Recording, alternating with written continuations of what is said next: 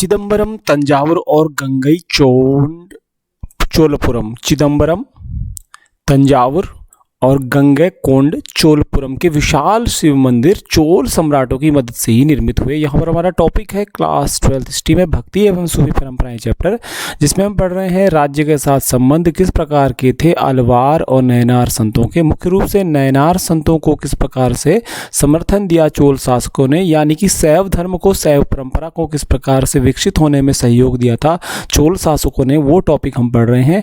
अब इस टॉपिक के अंतर्गत हम पढ़ने जा रहे हैं किस प्रकार से विशाल मंदिरों, विष्णु शिव के मंदिर और विष्णु के मंदिरों का निर्माण करवाया चोल शासकों ने, वो टॉपिक हम पढ़ रहे हैं।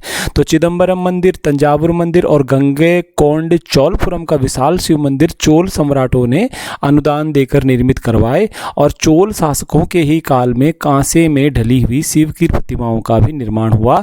शिव जी की जो मूर्ति हम देखते हैं नटराज रूप में, जो कि ब्रॉन्ज से बनी होती है, ब्लैक कलर उसका होता है, कांसे का जो रंग होता है, वो भी चोल काल में ही विकसित हुई और उसका फिर प्रचार प्रसार ज़्यादा हुआ। तो कुल मिलाकर है कि नयनार संत जो कि तमिल भाषा में अपनी कविताएं रचते थे और जो कि शिव को मुख्य देवता मानते थे, उनके विचारों का प्रभाव जो है शिल्पकारों पर भी पड़ा और चोल शासकों ने फिर शिल्पकारों से नटराज शिव की मूर्तियों का बड़े पैमाने पर निर्माण करवाया। यहाँ पर आप देख सकते हैं, अगर आप आइडेंटिफाई कर पाएंगे कि भगवान शिव को नटराज मुद्रा में किस प्रकार से इस मूर्ति के माध्यम से दिखाया गया है।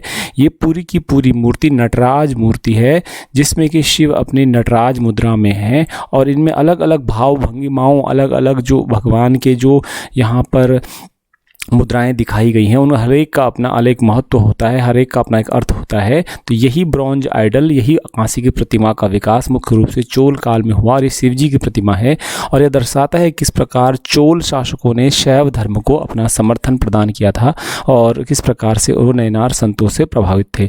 आगे हम देखेंगे, नयनार और अलवार संत वेल्लाल कृषकों द्वारा सम्मानित होते थे, इसलिए आश्चर्य नहीं कि शासकों ने भी उनका समर्थन पाने का प्रयास किया। नयनार संत जो कि शिव को मुख्य देवता मानते थे और अलवार संत जो विष्णु की पूजा आराधना पर बल देते थे, ये दोनों प्रकार के जो संत थे वेल्लाल कृषकों के द्वारा सम्मानित होते थे। अगर आपने बुक नंबर 1 का टाउन्स, ट्रेडर्स एंड किंग्स या राजा किसान और नगर चैप्टर पढ़ा होगा, तो उसमें देखा होगा आपने कि दक्षिण भारतीय संगम ग्रंथों में जो है 3 प्रकार के ग्रामीण जो है समुदायों का वर्णन किया गया है।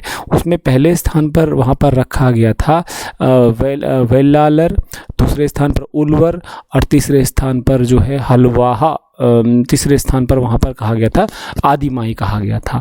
तो वेल्लालर मतलब जो बड़े किसान थे, जो कृषक थे, बड़े ज़मींदार थे, वो थे। तो यहाँ पर वही वेल्लालर जो यहाँ पर कृषक लोग हैं, बड़े संपन्न लोग हैं, ये सम्मानित करते थे, ये सम्मान देते थे अलवार और नयनार संतों को, इनको इनका समर्थन मिलता था। और शासक लोग जो है, अगर यहाँ पर विभिन्न प्रकार के क्षेत्र जो जमींदार लोग हैं वो समर्थन दे रहे हैं, किसान समर्थन दे रहे हैं, तो शासक भी समर्थन देंगे और राजाओं ने भी इनका समर्थन पाने का प्रयास किया था, नयनार संतों का, अलवार संतों का। अतः चोल सम्राटों ने दैवीय समर्थन पाने का दावा किया और अपनी सत्ता के प्रदर्शन के लिए सुंदर मंदिरों का निर्माण कराया। तो चोल शासक चाहे कोई भी हो, राजेंद्र चोल, परांतक प्रथम, राजराज प्रथम, कई चोल शासक थे जिन्होंने ये दिखाने के लिए कि उनको जो है दैवीय समर्थन, देवताओं का, भगवान का भी समर्थन है, इसलिए उन्होंने और अपनी सत्ता का, अपने प्रभाव का, अपनी शक्ति का प्रदर्शन करने के लिए भी उन्होंने सुंदर सुंदर मंदिरों का निर्माण जो है अपने साम्राज्य इन्होंने करवाया था। किसने करवाया था? ये चोल शासकों ने करवाया था।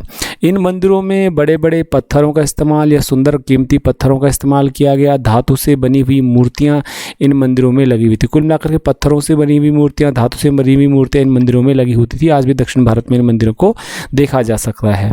इसी तरीके से कि जो ये लोकप्रिय संत कवि थे जो कि तमिल भाषा में कविताएं रच रहे थे, जिनको हम कह सकते हैं अलवार और नयनार संत कवि, इनकी कल्पना जो थी और जो कि अपनी जनता की भाषा, तमिल भाषा, स्थानीय भाषा में गीत रच रहे थे, कविताएं लिख रहे थे, उनको गा भी रहे थे। तो इनकी रचनाओं को मूर्त रूप प्रदान करने का कार्य किसने किया? वो रूप प्रदान करने का कार्य किया इन्हीं प्रकार के चोल शासकों ने। यानी जब शिव की पूजा गीतों के माध्यम से कर रहे थे, तमिल संत कवि गीत गा रहे थे, रच बच रहे थे, तो चोल शासकों ने बाद में क्या किया, बड़े बड़े मंदिर ही बनवा दिए, मूर्तियाँ ही बनवा दी, और ये उनका एक प्रदर्शन था उस आराध्य के लिए चोल शासकों का। और इस प्रकार से ये प्रेरणा जो है नयनार और अलवार संतों से प्रेरणा शासकों को प्राप्त हुई। इसके अलावा चोल सम्राटों ने, दक्षिण भारत के जो ये चोल सम्राट थे, तमिलनाडु विशेष क्षेत्र में शासन करने वाले चोल शासकों ने तमिल भाषा के शैव भजनों का गायन इन मंदिरों में प्रचलित करवाया।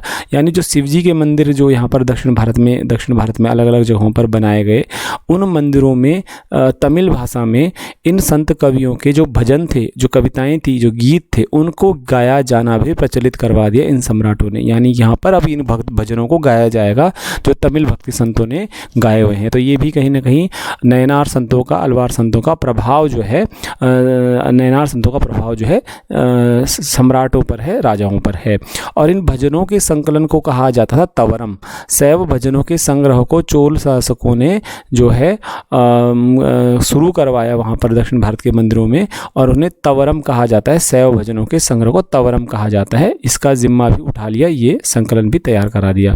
945 ईस्वी की बात है। एक अभिलेख से पता चलता है कि चोल सम्राट परांतक प्रथम ने संत कवि अपार संबंदर और सुंदरार की धातु प्रतिमाएं एक शिव मंदिर में स्थापित करवाई। और यहाँ तक की बात की घटनाएं बताएं तो परांतक प्रथम, यहाँ पर ध्यान रख लीजिएगा, परांतक प्रथम किस सम्राट ने, तो एक चोल सम्राट हुए हैं परांतक प्रथम। तो परांतक प्रथम ने तमिल शैव संत नयनार संत, उनका नाम था अपार सबंदर और सुंदरार की प्रतिमाएं, धातु से बनी उनकी मूर्तियां, प्रतिमाएं एक शिव मंदिर में इनकी मूर्ति लगा दी। यानी संत कवियों की मूर्तियां भी मंदिरों में लगाई जाने लग गई। शिव जी की मूर्ति तो लगी रही है, उसके साथ साथ उन संत कवियों की भी लग रही हैं, जो तमिल जो नयनार संत हैं उनकी मूर्तियां भी स्थापित करवा दी।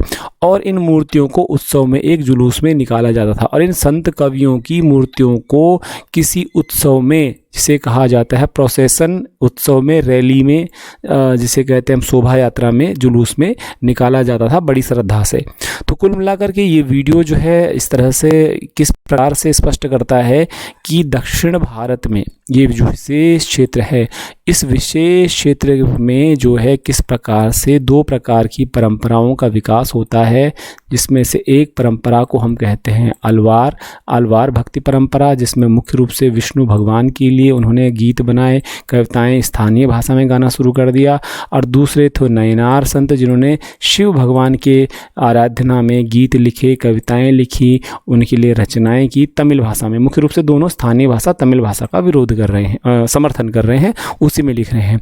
और इनमें से मुख्य रूप से नयनार संतों से प्रेरित होकर के चोल सम्राटों ने ऊपर जो जो मैंने विवरण दिया है वो कार्य करवाए, जैसे कि शिव की मूर्ति कांसे में बनवाना, शैव भजनों का संकलन तवरम तैयार करवाना, शैव जो ये भक्ति संत है इनकी मूर्तियों को धातु के लगवाना, वहाँ पर मंदिरों में, शिव मंदिरों में बड़े बड़े शिव मंदिर बनवाना, जुलूस में मूर्तियाँ निकलवाना, इन भक्ति संतों की जुलूस निकलवाना, इस तरह की चीज़ें इन्होंने करी थी। आपको वीडियो कैसा लगता मुझे ज़रूर बताएं। इस वीडियो को देखने के लिए आपका बहुत बहुत धन्यवाद। Thank you very much.